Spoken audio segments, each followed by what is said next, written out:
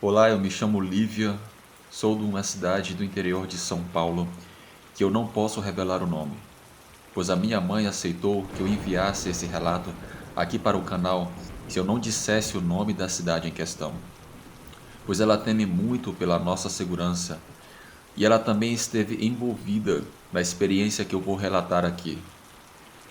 Tudo aconteceu no ano de 2005. Meu pai, desde muito jovem, sempre foi carpinteiro. Ofício que aprendeu com o meu avô e através dessa profissão, ele sustentou a nossa família. Ele improvisou uma carpintaria no terraço da nossa casa e ali ele fazia portas, janelas e outras coisas que os clientes lhe pediam. Ele teve alguns ajudantes que o auxiliavam, mas teve um que chamou muito a nossa atenção. Era um rapaz que no ano de 2004 havia chegado na cidade.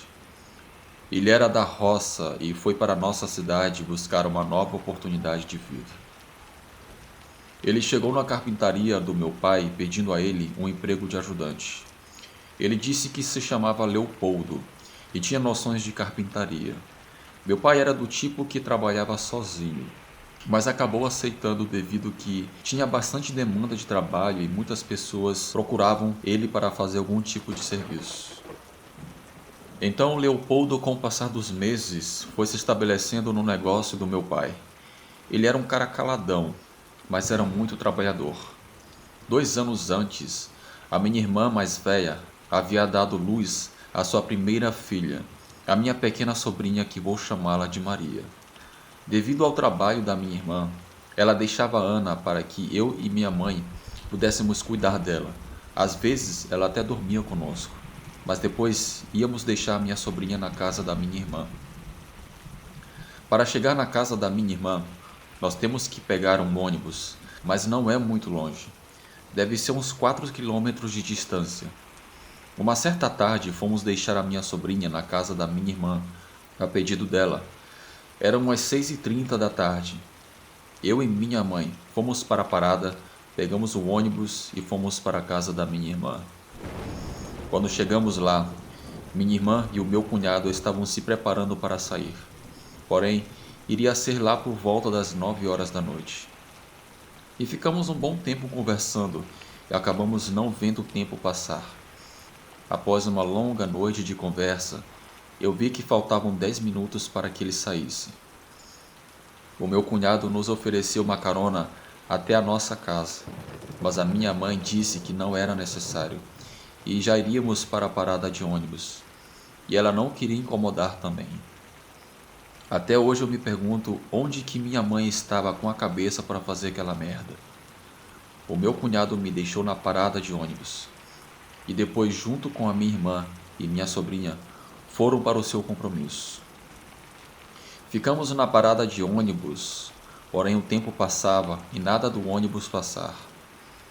Aquilo nos preocupava porque já estávamos na parada de ônibus há 1 hora e os ônibus passavam de 30 em 30 minutos, porém nada de qualquer coletivo passar naqueles momentos.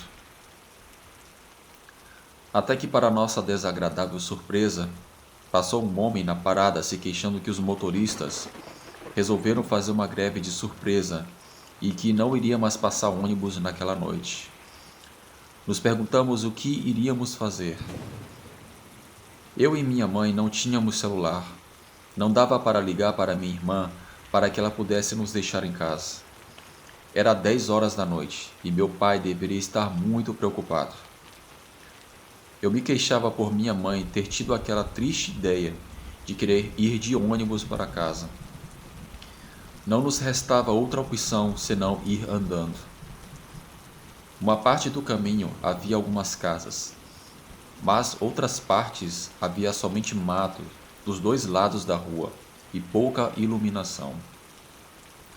Vínhamos rezando o tempo todo. Depois de uma longa caminhada, eu olhei no relógio e vi que ia dar 11 horas da noite. Foi então que, uma certa parte do caminho, ouvimos passos de alguma coisa no matagal à nossa esquerda. Eu tentava tranquilizar a minha mãe que deveria ser somente um animal, mas aqueles passos eram pesados e parecia vir na nossa direção. Nós começamos a caminhar mais rápido. O meu coração batia cada vez mais forte. De repente, um cheiro podre invadiu as nossas narinas e saiu de dentro do mato um cachorro gigantesco, com a cara deformada, e as orelhas batiam e faziam um som parecido com palmas. Os seus olhos eram amarelos. Aquele bicho se pôs de pé no meio da rua e fez uma posição se preparando para nos atacar. Tudo aconteceu de uma forma muito rápida. Eu tentava digerir tudo aquilo. Jamais pensei que iria topar com uma criatura tão monstruosa que eu pensava que só existia em filmes. E o que estava ruim ficou ainda pior. Aquela coisa que olhava fixamente para mim e a minha mãe começou a olhar para dentro do mato à nossa direita. Ele começou a rosnar e até ignorou a nossa presença.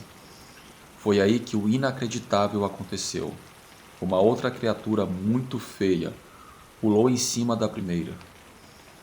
Até onde eu pude ver, era alta, porém não tinha tantos pelos no seu corpo e era mais magra.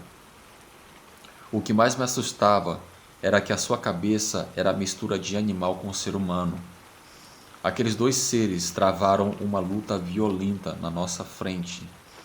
Eu e minha mãe tentamos sair dali, mas eles iam de um lado para o outro, meio que deixando a gente sem espaço para tentar correr. A gente gritava e chorava vendo tudo aquilo acontecer. Era um pesadelo que parecia sem fim. Eu não sei quanto tempo durou aquela luta, mas por incrível que pareça, a criatura magricela conseguiu afugentar o primeiro bicho, que saiu correndo e entrou no mato. Ambas criaturas sangravam muito. A criatura mais magra, digamos assim, estava com a orelha direita cortada e estava bastante ferida. O que mais me deu arrepios foi que aquela coisa ficou nos encarando com os seus olhos que eram totalmente negros. Naquele momento, mesmo estando naquele estado, eu reconheci aquela face. Era o Leopoldo, o ajudante do meu pai. Eu não podia acreditar naquilo. Aquele monstro, depois de nos encarar, entrou no mato e desapareceu. Eu e minha mãe aproveitamos e saímos correndo. O desespero foi tanto que nem nos demos conta que depois de correr tanto, estávamos a poucos metros de nossa casa. Quando finalmente chegamos, meu pai abriu a porta muito preocupado e perguntou o que estava acontecendo. Então dissemos a ele o que vimos.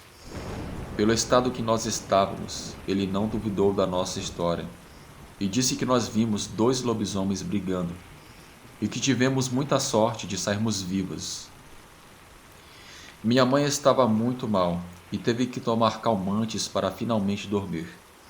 Eu não consegui pregar os olhos naquela noite, pensando em tudo aquilo, principalmente no Leopoldo, que salvou as nossas vidas e que jamais passou pelas nossas cabeças que ele era um lobisomem. Eu não contei para o meu pai esse detalhe devido à euforia que eu estava, mas no outro dia eu iria falar para o meu pai. Na manhã seguinte, enquanto eu tomava café, o Leopoldo apareceu na carpintaria do meu pai. Porém, ele estava todo ferido, como se tivesse levado mordidas de um cachorro, e a sua orelha direita estava cortada. Eu não tinha mais dúvidas que o Leopoldo salvou as nossas vidas naquela noite. Meu pai perguntou o que tinha acontecido, mas ele disse que um cachorro da sua vizinhança havia se soltado e o atacou na rua, enquanto ele voltava para casa. Porém, eu já sabia a verdade. Ele foi lá avisar também ao meu pai que não iria mais trabalhar naquela carpintaria. Meu pai, confuso, não entendeu o porquê daquilo. Leopoldo disse que precisava voltar para a casa dos seus pais e não sabia quanto tempo ele passaria lá. E de fato, depois daquele dia, nós nunca mais o vimos. Eu me lembro que meu pai entrou na casa para buscar o dinheiro dos dias trabalhados. E como eu estava na porta da sala, ele chegou do meu lado e disse sussurrando: Ontem vocês deram sorte que eu senti o cheiro de vocês. Mas na próxima vez, vocês podem não saírem vivas de lá.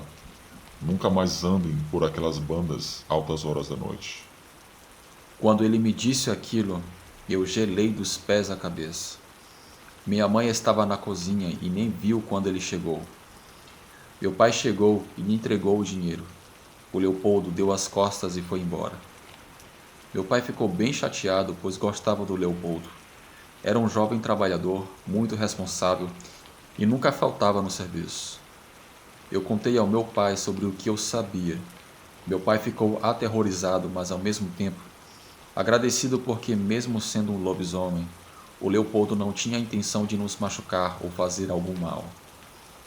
Hoje eu afirmo a vocês que lobisomens existem. Não é motivo para piada. Eu fazia piada com isso e não acreditava. E graças a um lobisomem, eu estou aqui contando esse relato para vocês. Boa noite.